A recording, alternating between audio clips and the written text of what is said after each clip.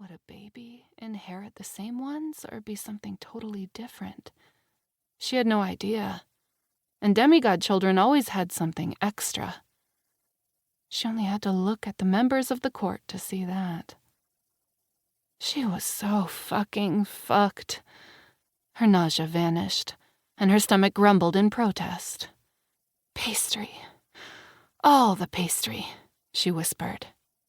Persephone walked through the twisting, colorful alleys of Athens until she came to a bakery she knew had the best chocolate mascarpone baklava in the city.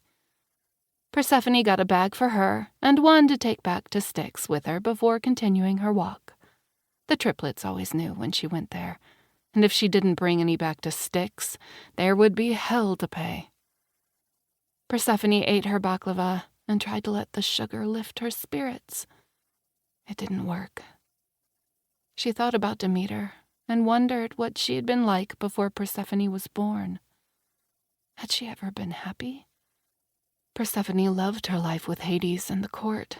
She had friends and family with them that she'd never had before. She pulled out her phone and contemplated calling Hecate. She always gave sound advice, but she never hid anything from Thanatos. As soon as he knew, Hades would know too. She needed to tell him, but didn't know where to start. Hades knew about all the awful shit Demeter had done to her, things that meant Persephone still had to get therapy when she got triggered. Would she turn into her mother if she became one? Persephone tried not to choke on the pastry in her mouth. She felt so lost. I don't know what to do. A sweet perfume floated through the air, and Persephone stopped chewing.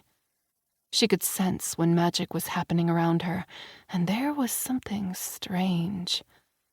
Sweet child, come to me. I will give you refuge and guidance.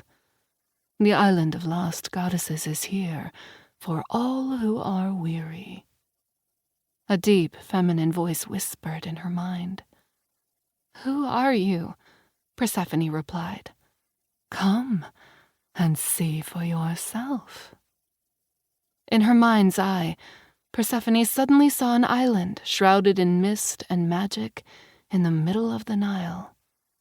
Now that was a mystery. Kima had never mentioned a hidden island in Egypt, nor had Thoth. She really should tell Hades. Persephone placed a hand on her stomach again. No, she wasn't ready to talk to him just yet. If she returned to Styx, he would instantly know something was wrong and wouldn't give up until she told him. She needed to know how she felt about the pregnancy before she could talk to Hades. He would never force her to do something she didn't want to do. She just needed some space to think. Persephone didn't have long to consider her options when two large men appeared beside her on the street. Persephone Acheron, you're coming with us, one growled, pulling a gun on her and shoving it into her lower back. Persephone tried not to smile. Oh dear. If I must. Chapter 2. The back of the van was scattered with fast food wrappers and smelled like a dirty gym bag. Persephone sat on the metal floor with her hands and feet zip-tied. Her pale blue sundress was going to be stained from the mess she was sitting in, and it was just another thing to piss her off.